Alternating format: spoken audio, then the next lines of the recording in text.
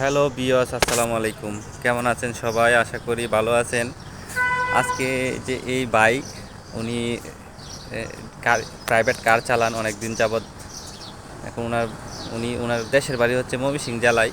উনি কিভাবে ঢাকায় আসলেন, কিভাবে চাকরি পেলেন, কত টাকা স্যালারি পায়, আজকে বিস্তারিত আপনারা জানতে পারবেন এই ভিডিওটা দেখার মাধ্যমে। হুম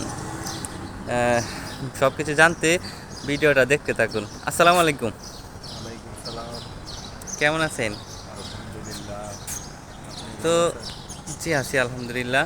তো আপনি কতদিন ধরে এই প্রাইভেট কার চালাচ্ছেন? আমি ৮ বছর যাবৎ প্রাইভেট কার চালাচ্ছি। আচ্ছা, তো আপনি প্রথমে কিভাবে এই চাকরিটা নিছেন, কিভাবে শিখছেন, একটু যদি বিস্তারিত বলতেন। যারা কিনা শিখতে চায়, যারা কিনা এই লাইনে আসতে চাচ্ছে, তাদের জন্য আপনি কি বলতে চান? আর তাদের জন্য বলবো যে গাড়ি শিক্ষা শেষ নাই। তো শিখতে গেলে প্রথমে এই টাকার মাধ্যমে না শিখতে হবে কোথাও গ্যারেজে অথবা কোথাও রেন্টেকার সিস্টেমে।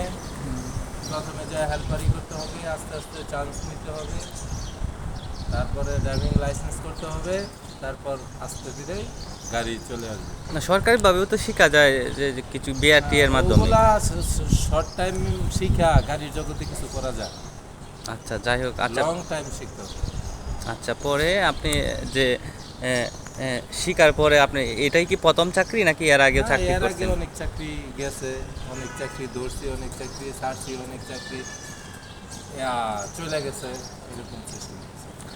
আহ, তো এখানে ডিউটি কেমন করতেছেন? মানে সকাল কয়টা থেকে ডিউটি শুরু হয়? সকাল 7টা থেকে রাত্রে 10টা, 11টা, 12টা, এটা স্যারের উপরে ডিপেন্ড করে।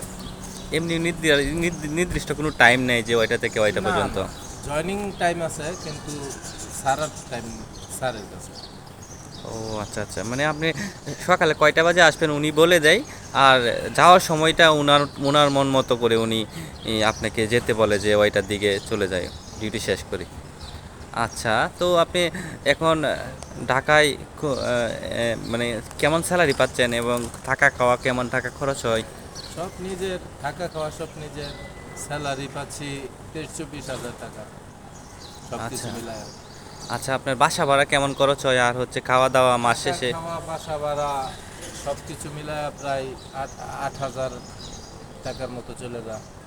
থাকা খাওয়া দিয়ে আপনার 8,000 টাকা চলে যায়। সেক্ষেত্রে আপনার তাহলে 16,000 টাকা মাসে থাকতেছে, চব্বিশ এরকম হাজার থাকে, টাকা 15, 14, 15 এরকম থাকে। আপনি কি মনে করেন যে আপনি যে পরিশ্রমটা করেন সকাল থেকে রাত পর্যন্ত, সেই আহ, সেই সেই তুলনায় আপনার এই স্যালারিটা কি ঠিক আছে, আপনি কি মনে করেন? না, অ্যাকচুয়ালিটি না।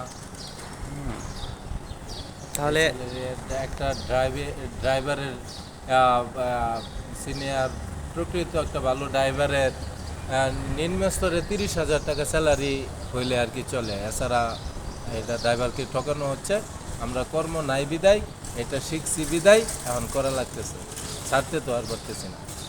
কিন্তু 30,000 টাকার নিচে কোনো স্যালারি ড্রাইভারের চলে না, পুষে না আচ্ছা বর্তমান বাজারের তুলনায়। আচ্ছা, হ্যাঁ। দর্শক, আপনারা যারা দেখতে পাচ্ছেন, আপনারা যারা ড্রাইভিং লাইনে আসতে চাচ্ছেন, ওনার দুঃখটা তো উনি বুঝতে পারছেন। আপনারা উনি কি বলতে চাচ্ছেন। এখন এরকম সকাল থেকে সন্ধ্যা পর্যন্ত আনলিমিটেড ডিউটি করতে হবে, কোনো টাইম টেবল নেই। হ্যাঁ, বেতন পাবেন 20 থেকে 22 হাজার টাকা।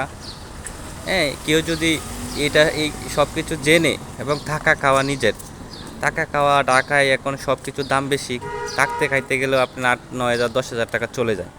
আর যদি ফ্যামিলি নিয়ে থাকতে যান তাহলে তো আরও বেশি। এখন আপনারা যারা কিনা ড্রাইভিং লাইনে আসতে চাচ্ছেন, ড্রাইভিং শিখতে চাচ্ছেন, শিখে আমাদের মতো ওনার মতো ড্রাইভিং করতে চাচ্ছেন, এরকম প্রাইভেট কার চালাতে চাচ্ছেন, তারা সব কিছু বুঝে শুনে হিসাব করে তারপর এই লাইনটাই পা দিয়েন। আপনি কি বলতে চান যারা কিনা ড্রাইভিং শিখে নতুন চাকরি করতে চাচ্ছেন, তাদের জন্য কিছু বলতে চান আপনি? অবশ্যই বলতে চাই যে কর্ম কোনোটাই ছোট না। আমি মনে করি ড্রাইভিং কর্মটাও অনেক ভালো একটা পেশা। তো অনেকেই ভাবে, নতুন যারা আছে কিংবা ফ্যামিলিগতভাবে, যে গাড়িতে আসলে হয়তো বা অ্যাক্সিডেন্ট হবে, এই সেই হবে। তো আমি বলবো ওদের উদ্দেশ্যে এটাই যে ড্রাইভাররা অ্যাক্সিডেন্ট করে, পিছনে যাত্রী থাকে ওরাও তো অ্যাক্সিডেন্ট হয়। আমি ড্রাইভার না হয়ে যদি যাত্রী হই তাহলে আমার কি অ্যাক্সিডেন্ট হওয়ার সম্ভাবনা থাকবে না? অবশ্যই থাকবে।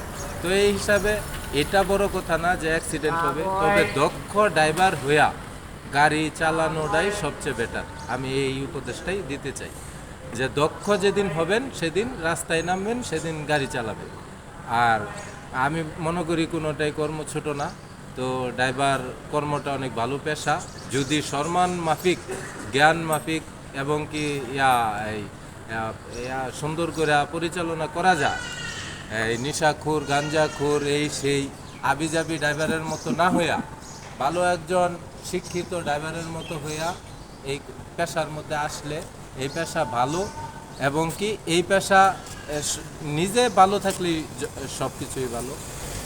এই পেশাতে আসেন, সমস্যা নাই, তো নিজে দক্ষ হয়ে আসেন, আমার এটাই আর কি কথা থাকে।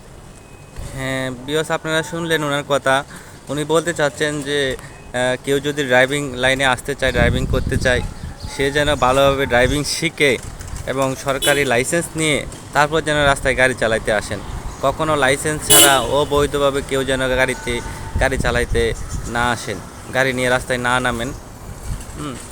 তো আপনারা যারা ড্রাইভিং শিখে ড্রাইভিং করতে চাচ্ছেন, তো বুঝতেই পারছেন কি অবস্থা। আপনারা জেনে শুনে বুঝে তারপর এখানে আসেন। তো ভালো থাকেন ভাইজান আপনি। আপনারা ভালো থাকেন। ভালো থাকুক। জি, দর্শকদের জন্য শুভকামনা রইল। তো ভালো থাকেন। জি, আসসালামু আলাইকুম।